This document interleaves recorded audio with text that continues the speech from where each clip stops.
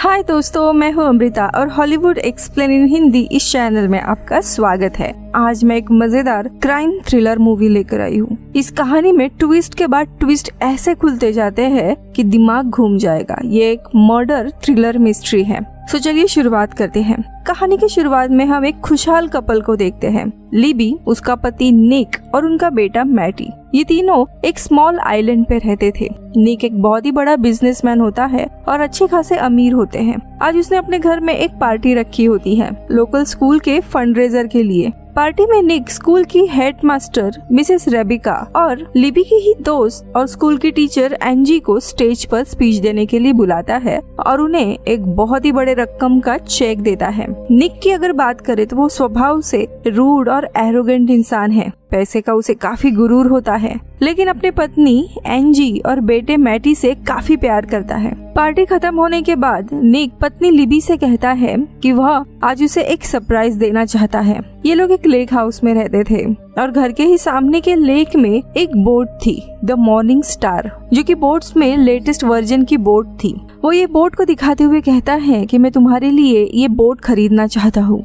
ये सुनकर लिबी तो फूली नहीं समाती। लिबी को बोटिंग का काफी शौक होता है और मॉर्निंग स्टार जैसी काफी महंगी बोट निक उसके लिए खरीदने वाला है। वो काफी खुश थी। निक आगे कहता है कि इस वीकेंड हम बोट पर दोनों सवारी करने के लिए जाएंगे, पूरा वीकेंड बोट पर ही रहेंगे। जिसे सुनकर लिबी उनके बेटे मैट को अकेला छोड़कर नहीं जाना चाहती थी, लेकिन तभी लिबी की दोस्त एंजी वहाँ आकर कहती है कि कोई प्रॉब्लम नहीं, 2 दिन के लिए मैं मैटी को संभाल लूंगी, तुम बेझिझक होकर वीकेंड निक के साथ बिताओ। इसके बाद लिबी और निक वीकेंड आते ही उस बोट पर एंजॉय करने के लिए चले जाते हैं। हम देखते हैं लिबी बहुत ही खुश होती है बोट पर। ये दोनों भी बहुत ही एंजॉय वगैरह करते हैं और रात होने आती है तब तक बोट के बेसमेंट में जाकर सो जाते हैं। अब आधी रात के वक्त लिबी की आंख खुल जाती है। तब वह देखती है कि निक बाजू में नहीं है और उसके हाथ और कपड़े खून से लथपथ है, जो देखकर वो बहुत ही डर जाती है और निक को बुलाने लगती है। जोर जोर से चीख रही थी कि निक तुम कहाँ पर हो, जल्दी यहाँ पर आओ।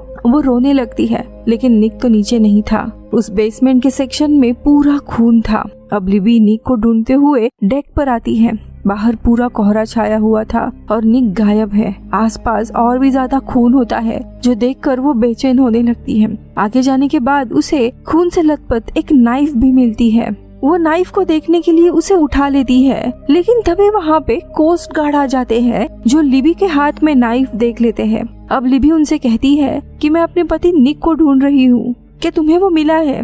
लेकिन कोस्ट गार्ड लिबी को उस नाइफ को जमीन पर रखने के लिए कहते हैं, जिसके बाद वे लोग बोट पर आते हैं और लिबी को अपने साथ लेकर जाते हैं। अब ऐसा क्या हुआ उस रात उनके बीच में? निक कहाँ पर है? निक का कोई अता पता नहीं था। अब अगले दिन पुलिस निक को समुंदर के आसपास के पूरे इलाके में ढूंढते हैं। जहाँ पर भी ये समुंदर का हिस्सा जाता है, उस पूरे शहर में निक की मिसिंग रिपोर्ट भेजते हैं। 1 हफ्ता बीत जाता है, लेकिन निक का कोई अता पता नहीं था। वही लिबी अपने बेटे के साथ घर में ही रह रही थी।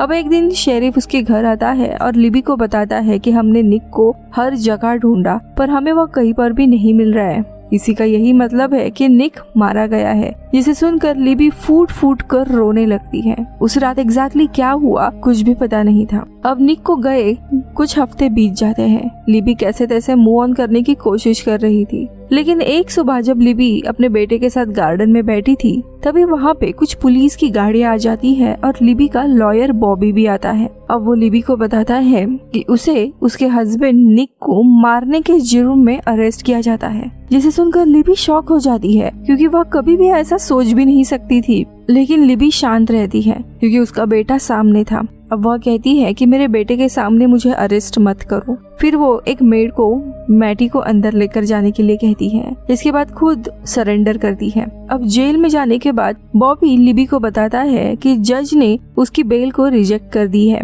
और वो लिबी से उस रात की चीजें पूछने लगता है।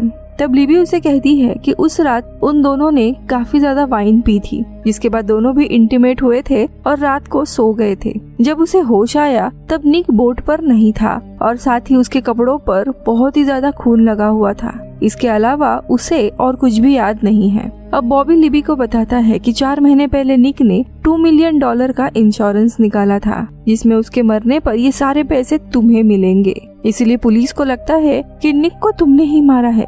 लिबी कहती है कि ये झूठ है, ये पॉलिसी निक ने ही साइन करवाई थी, लेकिन कोर्ट के सामने पेश करने के लिए उसके पास कोई भी सबूत नहीं था कि वो बेगुनाह है। अब उसे पता था कि उसे शायद और भी जेल होगी, इसीलिए लिबी जेल से ही अपने दोस्त एंजी को कॉल करती है और उसे मैटी को अपने पास रखने के लिए कहती है। एंजी अच्छी दोस्त थी, वो मान जाती है। कुछ दिन के बाद लिबी के ऊपर कोर्ट का ट्रायल शुरू होता है, जहां कोर्ट पहली बार निक की एक रिकॉर्डिंग पेश करती है। दरअसल निक ने उस रात बोट पर से 911 को कॉल किया था, जहां पर वो काफी घबराया हुआ था। वो कह रहा था कि मेरी जान खतरे में है, वो चाकू लेकर मेरे पीछे है, वो मुझे मार डालेगी, मुझ पर हमला कर दिया है, प्लीज मुझे बचाओ, पुलिस को भेजो। ये रिकॉर्डिंग सुनकर लिबी के होश उड़ जाते हैं, क्योंकि उस रात ऐसा कुछ भी नहीं हुआ था। खैर, इस रिकॉर्डिंग के कारण ये साबित होता है कि लिबी ने ही निक को मार दिया है, जिसके चलते अब लिबी को उम्र कैद की सजा होती है। लिबी मन से पूरी तरीके से हार गई थी, वो और लड़ना नहीं चाहती थी। इसके बाद लिबी आखिरी बार अपने बेटे मैटी से मिलने के लिए आती है। तभी लिबी एंजी से कहती है कि वह उसके बेटे मैटी को लीगली अडॉप्ट कर ले। इसके साथ ही लिबी मैटी का खर्चा देने के लिए निक के मरने के बाद जो $2 मिलियन मिले हैं वो एंजी के नाम कर देगी, ताकि एंजी मैटी का पूरा ख्याल रखे, उसके कॉलेज स्कूल की फीस वगैरह दे। एंजी कहती है कि ये बेटा तुम्हारा है, मैं उसे संभाल लूंगी, लेकिन मैं लीगली अडॉप्ट नहीं कर सकती और मुझे पैसे भी नहीं चाहिए। लेकिन लिबी की हालत देखकर वो उसके लिए मान जाती है। कुछ हफ्ते जेल में बीत जाते हैं। जेल में लिबी के कुछ दोस्त भी बनते हैं, लेकिन मैटी की कमी आज भी उसे खील रही होती है। हर हफ्ते एंजी मैटी को लिबी से मिलवाने के लिए लेकर जाती थी। लिबी अपने बेटे से बात करके बहुत ही खुश होती थी। अब ऐसे ही 1-2 महीने बीत जाते हैं। एक दिन एंजी मैटी को लेकर आती ही नहीं है। अब लिबी काफी ज्यादा बेचैन होने लगती है, इसीलिए वो तुरंत एंजी के घर पर कॉल करती है, तो कॉल कोई उठाता ही नहीं है। इसीलिए लिबी बहुत ही अब बेचैन होने लगती है। वो हर रोज उसके घर में कॉल करती थी, लेकिन कोई फोन उठाने वाला ही नहीं था। ऐसे देखते देखते 2 महीने बीत जाते हैं। एंजी की कोई भी खबर नहीं थी। अब लिबी के जो दोस्त होते हैं जेल में, वो उसे कहने लगते हैं, हमें लगता है कि तुम्हारी दोस्त तुम्हारे बेटे को लेकर कहीं भाग गई होगी, पैसे लेकर वो अपनी अलग जिंदगी जी रही होगी, लेकिन तुम अगर चाहो तो एंजी का पता ढूंढ सकती हो। सोचो उसके रिलेटिव कौन थे, वो कहाँ काम करती थी, कोई उसका जान पहचान वाला होगा जिसे पता होगा कि वो कहाँ गई है। अब लिबी शांति से सोचने लगती है और उसे याद आता है कि वो स्कूल में टीचर थी। अब लिबी शांत होकर सोचने लगती है और उसे याद आता है कि एंजी एक स्कूल टीचर थी। अब वो तुरंत उसके स्कूल में कॉल लगाती है, जहाँ पर वो एंजी बनकर बात करती है और कहती है कि मुझे बहुत समय से मेरी आखिरी सैलरी का चेक नहीं मिला है, शायद वह गलत एड्रेस पर गया है, इसीलिए क्या आप मेरा एड्रेस और फोन नंबर कंफर्म कर सकते हो।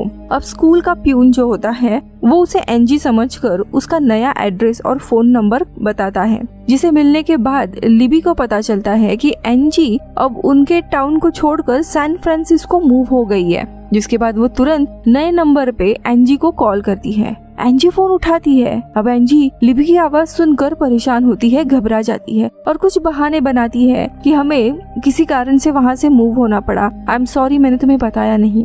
तभी वहाँ मैटी आता है और वो मैटी को फोन देती है। मैटी अपनी माँ से बात करके बहुत ही खुश होता है और एंजी से कहता है, मैंने आपको बहुत ही मिस किया। मैटी खुश है, लेकिन तभी रूम में एंट्री होती है निक की, जिसे देखकर मैटी डैडी डैडी कहने लगता है, जो सुनकर लिबी काफी सरप्राइज होती है। वही एंजी इशारे से निक को बताती है कि कॉल पर लिबी है। ये सुनकर निक फौरन टेलीफोन का वायर तोड़ देता है, जिससे कॉल कट हो जाता है। इधर लिबी एंजी को दोबारा कॉल करती है, लेकिन उसका कॉल लगता ही नहीं है। जिसके बाद अब लिबी को कंफर्म हो जाता है कि निक अभी भी जिंदा है, क्योंकि मैटी उसके अलावा किसी और को तो डैडी डैडी करके नहीं बुलाएगा। अब लिबी बहुत ही ज्यादा परेशान होती है, क्योंकि वह जिस आदमी से इतना प्यार करती थी, जो इतने सालों से उसके साथ रहती थी, आज उसी ने उसे जेल में फंसाया है। वो सब समझ जाती है कि ये निक और एंजी का प्लान था। लिबी को निक को मारने के जुर्म में फंसाकर उसके इंश्योरेंस के पैसे लिबी को मिल जाएंगे। फिर लिबी एंजी को ये पैसे देगी। इसके बाद निक और एंजी कहीं और जाकर अपनी नई जिंदगी बिताएंगे। निक मरने का नाटक कर रहा था। वह तुरंत अपने लॉयर को कॉल करती है और बताती है कि निक जिंदा है और इसमें एंजी भी शामिल है। लेकिन लॉयर उसे कहता है कि देखो, ये तुम्हारे मन का वहम है, वो मर गया है। सभी लोग लिबी को पागल समझ रहे थे, इसलिए कोई भी उसकी मदद नहीं करता। कुछ महीने ऐसे ही बीतते जाते हैं।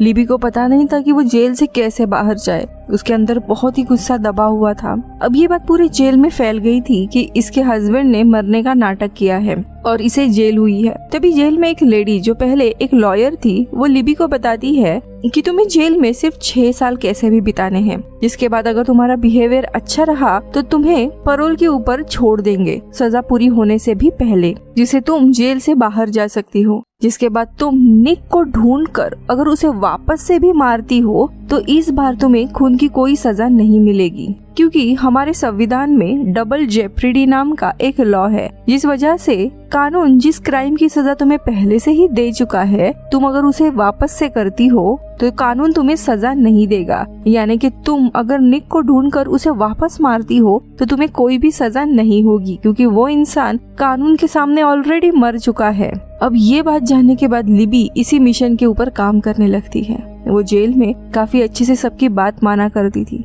उसी के साथ साथ वो खुद को फिजिकली और मेंटली तैयार करने लगती है। वो हर रोज बारिश हो या तूफान अपनी एक्सरसाइज जारी रखती थी। अब ऐसे देखते ही देखते 6 साल बीत जाते हैं और लिबी का पैरोल इंटरव्यू आता है, जिसमें उसे कुछ सवाल पूछे जाते हैं कि क्या उसे कुछ पछतावा है अपने गुनाहों का। तो लिबी काफी अच्छे से जवाब देती है, जिसके चलते फाइनली जेल से रिहा कर दिया जाता है। लेकिन वो अभी भी पैरोल पर है, यानी कि 3 साल तक उसे पुलिस की निगरानी में ही रहना होगा, जहाँ पुलिस उस पर नजर रखेंगे। अब लिबी फौरन पैरोल हाउस में जाती है, जहाँ पर पैरोल में छूटे हुए कैदियों को रखा जाता है और वो ऑफिसर ट्रेविस से मिलती है। अब ट्रेविस उसे पैरोल के सारे रूल समझाता है, जैसे कि रात के 8:30 बजे से पहले ही उसे घर पर वापस आना है और बिना उसके परमिशन के वो कहीं पर भी इस शहर से बाहर नहीं जा सकती। अगर उसने कोई भी रूल ब्रेक किया तो यहाँ से वो सीधा जेल में चली जाएगी और उसे कभी भी पैरोल नहीं मिलेगी।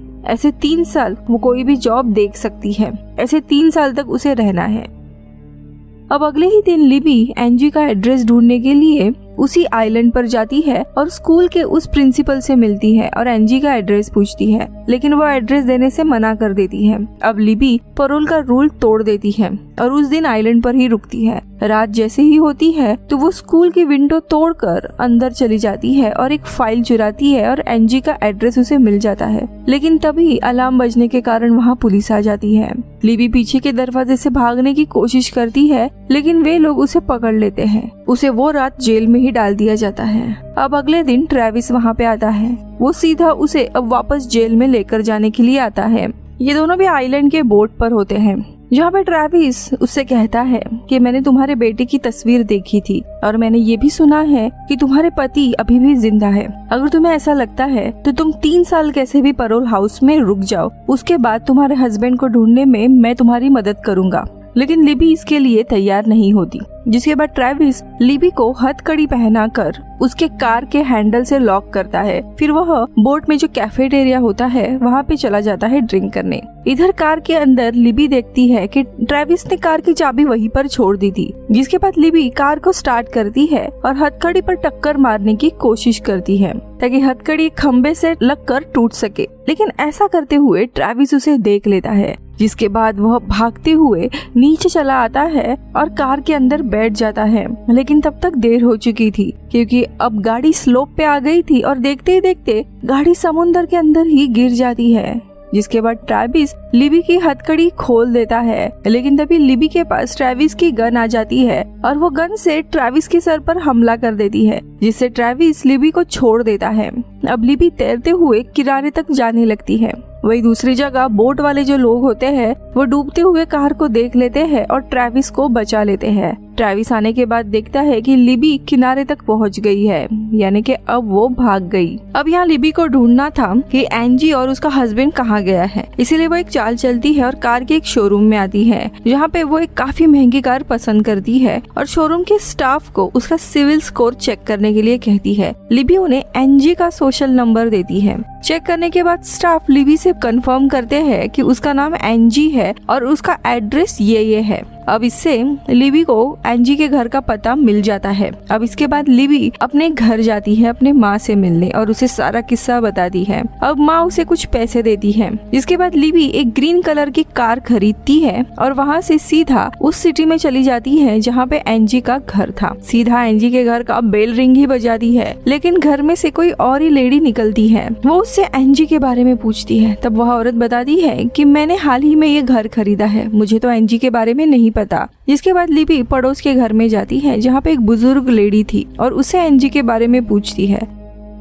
तो बुजुर्ग बताती है कि हाँ, बाजू में ही एंजी रहा करती थी, लेकिन अब वो इस दुनिया में नहीं है। करीब 2 महीने पहले घर में गैस लीक होने की वजह से ब्लास्ट हुआ था, जिसमें बेचारे एंजी की मौत हो गई। जिसके बाद लिबी उनसे अपने बेटे मैटी के बारे में पूछती है। तब वो ओल्ड लेडी बताती है कि मैटी तो बिल्कुल अच्छा बच्चा है, लेकिन एंजी का हस्बैंड साइमन एंजी के मौत के बाद बहुत ही ज्यादा टूट गया था। लिबी को समझ आता है कि निक ने अपना नाम बदल कर एक नए आइडेंटिटी के साथ यहाँ पे रह रहा है। अब वो साइमन का पूरा नाम वगैरह लेती है और वहाँ से निकल जाती है। अब थोड़े समय के बाद ट्रेविस भी लिबी को ट्रैक करते हुए उसी ओल्ड लेडी के पास पहुँचता है। तब वो ओल्ड लेडी ट्रेविस को बताती है कि तुमसे पहले यहाँ पे एक लेडी आई थी और एंजी के बारे में पूछ रही थी। ट्रेविस समझ जाता है कि ये लिबी ही थी। वो उसे पूछता है कि वो कौन से कलर के कार में थी, तो वो बताती है कि ग्रीन कलर की कार थी। अब ट्रेविस लिबी को ढूंढने के लिए निकल जाता है। अब अगले सीन में लिबी एक इंटरनेट कैफे में जाती है जहाँ पे उस दिन की न्यूज देखती है जिस दिन एंजी की मौत हुई थी। न्यूज में एंजी की तस्वीर भी होती है। तभी लिबी एंजी के तस्वीर के पीछे एक पेंटिंग को नोटिस करती है। ये पेंटिंग एक यूनिक आर्टिस्ट की थी और कहाँ से खरीदी थी उस आर्ट गैलरी का भी नाम था। अब लिबी तुरंत उस आर्ट गैलरी में जाती है और वह उस गैलरी के ओनर से पेंटिंग के ओनर के बारे में पूछती है। स्टाफ पहले तो मना करता है, लेकिन ये कुछ स्मार्ट सा बहाना बनाती है। जिसके बाद ओनर बताता है कि ये पेंटिंग किस आदमी ने खरीदी थी। तब लिबी को पता चलता है कि निक अब एक न्यू ऑरलैंड्स नाम के शहर में है जहाँ पे वो लग्जरी होटल का मालिक है। उसी के साथ उसने अपना नाम बदल कर जोनाथन रख दिया है, यानी कि पेंटिंग किसी जोनाथन ने खरीदी थी। जिसके बाद ट्रेविस भी कार को कैमरा से ट्रैक करते हुए इसी गैलरी के आसपास से गुजर रहा होता है। तब उसे लिबी की वही ग्रीन कार मिल जाती है। इसके बाद ट्रेविस गैलरी के अंदर आता है, लेकिन तभी लिबी भी गैलरी में ही थी। वो ट्रेविस का आवाज सुनकर किसी तरह उसे चकमा देकर वहाँ से भाग जाती है। अब ट्रेविस स्टाफ से पूछता है कि ये लड़की यहाँ पर क्यों आई थी, तो स्टाफ उन्हें बता देता है कि जोनाथन को ढूंढते हुए, और इसी तरह उसे भी जोनाथन यानी निक के बारे में पता चलता है। अब वहाँ पहुँचने के बाद लिबी कुछ दिन तक उस होटल पे नजर रखे थी। अब एक दिन आता है जहाँ पे निक के होटल में ऑक्शनिंग चल रही थी। तब लिबी अपना पूरा गेटअप चेंज करके ऑक्शनिंग में चली आती है। यहाँ पर हम निक यानी जोनाथन को देखते हैं जो वापस बिजनेसमैन बनने का नाटक कर रहा था। अब यहाँ पे लिबी सबसे हाईएस्ट बीड लगाकर ऑक्शनिंग जीत जाती है। जिसके बाद वह सीधा निक के सामने आती है। निक उसे देखकर उसके होश ही उड़ जाते हैं। जिसके बाद निक उसे साइड में लेता है और लिबी से माफी मांगता है और उससे कहने लगता है कि तुम्हें पता है कि मेरे ऊपर बहुत ही ज्यादा कर्जा था, इस वजह से मुझे मरने का नाटक करना पड़ा और उसी पैसों से मैंने अपना कर्जा निकाल लिया, लेकिन मुझे नहीं पता था कि वे लोग तुम्हें जेल में डाल देंगे। आगे निक लिबी को वापस से मैनिपुलेट करता है और कहने लगता है एंजी से तो बस एक अफेयर चल रहा था, तुमसे बहुत ही प्यार करता हूँ। लेकिन लिबी को पता था ये सब कुछ इसका नाटक है। वो सीधा निक से पूछती है कि तुमने एंजी को क्यों मारा, तो निक उसे बताता है कि नहीं, वह बस एक एक्सीडेंट था जिसमें वो मारी गई। लेकिन लिबी को उसके बातों पर जरा भी भरोसा नहीं था। अब वो मैटी के बारे में पूछती है तो निक बताता है मैटी यहाँ पर नहीं है, वो एक बोर्डिंग स्कूल में है। लिबी कहती है कि कल मुझे मैटी चाहिए, उससे मिलना है, वरना मैं सबको तुम्हारी असलियत यहाँ पर बता दूंगी। इतना कहकर लिबी वहाँ से निकल जाती है और निक अब टेंशन में आने लगता है, क्योंकि अगर पुलिस को पता चला तो फ्रॉड के केस में वो अब जेल जाएगा। लिबी के जाने के बाद रात में ट्रेविस आता है उसके पीछे पीछे और निक यानी जोनाथन से मिलता है और वो उसे लिबी की तस्वीर दिखाकर पूछता है कि क्या तुम इस लेडी को जानते हो, तो निक साफ साफ मना कर देता है। खैर अब थोड़ी देर के बाद लिबी निक को कॉल करके उसे एक ग्रेवयार्ड की लोकेशन देती है जो एक पब्लिक प्लेस था और उसे वहीं पर मैटी को अगले दिन लेकर आने के लिए कहती है।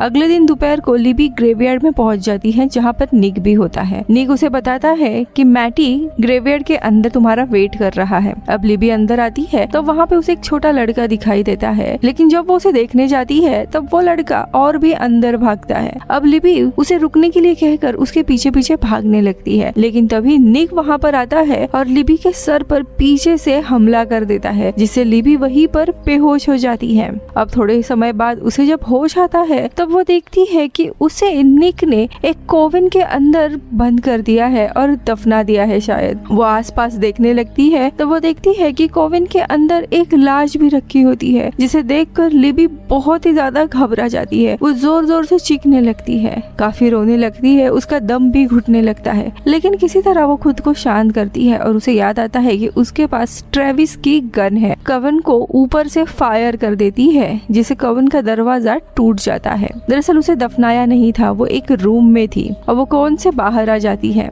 वही दूसरी तरफ ट्रेविस भी इन लोगों का पीछा कर रहा होता है और उसे जोनाथन यानी निक पर शक होता है, इसीलिए वह उसकी हिस्ट्री चेक करने लगता है और तब उसे पता चलता है कि 3 साल पहले जोनाथन नाम का कोई आदमी यहाँ एग्जिस्ट ही नहीं करता था। जिसके बाद ट्रेविस लिबी को ढूंढने के लिए सड़क पर निकलता है। ये एक छोटा सा ही शहर होता है, इसलिए थोड़ी देर के बाद उसे लिबी मिल जाती है, लेकिन लिबी की ऐसी हालत थी कि वो अपने बेटे को मिलने के चक्कर में आज मौत के कुएं में ही चली गई थी। इसीलिए ट्रेविस को देखने के बाद वो फूट फूट कर रोने लगती है और उसे सारी सच्चाई बता देती है कि कैसे उसका पति जिंदा है और आज उसे मारने की कोशिश की थी। अब इसीलिए ट्रेविस फिर फुल्ली उसकी मदद करने के लिए मान जाता है। अगले सीन में ट्रेविस निक के पास जाता है और उसे बताता है कि उसे उसकी सच्चाई पता चल गई है, जिसके बाद वह अपना मुंह बंद करने के लिए निक के पास $1 मिलियन मांगता है। लेकिन निक के पास इतने सारे पैसे अभी नहीं होते, इसीलिए वह ट्रेविस से कहता है कि वो उसे अभी $1 लाख कैश में दे सकता है, बाकी के पैसे वो उसे कल दे देगा, जिसके लिए ट्रेविस तैयार हो जाता है। लेकिन तभी ट्रेविस उसे पूछता है कि हमें लिबी का क्या करना है, वो तो तुम्हारा सच सब कुछ जानती है और पुलिस को भी बता देगी। तब निक कहता है कि लिबी उसका कुछ भी बिगाड़ नहीं सकती, क्योंकि मैंने उसे ऑलरेडी ठिकाने पर लगा दिया है, वो वापस हमें परेशान नहीं करेगी। लेकिन तभी वहाँ पे लिबी आ जाती है। वो निक पे गन पॉइंट करके उसे मैटी के बारे में पूछने लगती है। अब निक लिबी को मैटी का एड्रेस तो दे देता है। इसके बाद निक लिबी से कहता है कि तुम मुझे मार नहीं सकती, क्योंकि अगर तुमने ऐसा किया तो तुम दोबारा से जेल जाओगी। जिस पर लिबी निक को डबल जेपरिडी कानून के बारे में बताती है। अब इसके बाद लिबी गुस्से में उसे शूट कर देती है, लेकिन वो गोली उसे लगती नहीं है। अब लिबी कहती है कि मैं तुम्हें यहाँ पर मारने के लिए नहीं आई थी, बल्कि मैं चाहती हूँ कि तुम खुद भी मेरी तरह जेल जाओ। जिसके बाद ट्रेविस अपने पॉकेट से रिकॉर्डिंग का टेप निकालता है। निक ने अभी तक जो भी कहा था वो सारी बातें ट्रेविस ने रिकॉर्ड कर ली होती है, जिसमें उसने ये भी कबूल किया था कि उसने लिबी को ठिकाने लगा दिया है। इसी दरम्यान निक चालाकी से अपनी गन निकालता है और लिबी पर शूट करता है, लेकिन बीच में ट्रेविस आ जाता है, जिसकी वजह से ट्रेविस को गोली लग जाती है। अब निक लिबी को मारने के लिए आगे बढ़ता है, लेकिन ट्रेविस किसी तरह उसे रोकने की कोशिश कर रहा था। तभी लिबी पीछे से निक के ऊपर गन शॉट कर देती है, जिससे निक की वही मौत हो जाती है। थोड़ी समय के बाद वहाँ पे लोकल पुलिस पहुँचती है, जो ट्रेविस को हॉस्पिटल लेकर जाती है। इधर ट्रेविस ने सब कुछ संभाल लिया होता है, जिसकी वजह से लिबी अब पूरी तरीके से आजाद हो जाती है। अब मूवी के लास्ट सीन में लिबी ट्रेविस के साथ अपने बेटे मैटी से मिलने उसके बोर्डिंग स्कूल जाती है, लेकिन लिबी बहुत ही नर्वस होती है कि मैटी उसे पहचानेगा या नहीं। अब लिबी ग्राउंड में जाने के बाद मैटी को बुलाती है। अब मैटी अपनी माँ को देखकर पूरा शॉक हो जाता है और उसे गले लगाता है। उसे अपनी माँ अभी भी याद थी। वो रोने लगता और कहता है कि पापा ने कहा कि आप दुनिया से चले गए हो, लेकिन लिबी कहती है कि नहीं, ऐसा नहीं है। और इसी तरह लिबी अपनी जिंदगी वापस पाती है। तो दोस्तों, ये कहानी थी डबल जेपरिडी। बहुत ही ड्रामा एंड ट्विस्ट की मूवी थी। आप इस मूवी को कितनी रेटिंग दोगे जरूर बताना। मिलती हूँ अगले वीडियो में। Bye bye. दोस्तों, आप हॉलीवुड एक्सप्लेन इन हिंदी यानी इस चैनल को सपोर्ट कर सकते हो मेंबरशिप ज्वाइन करके जस्ट फॉर 29 रुपीज में, या फिर वीडियो को सुपर थैंक्स भी दे सकते हो। Thank you so much.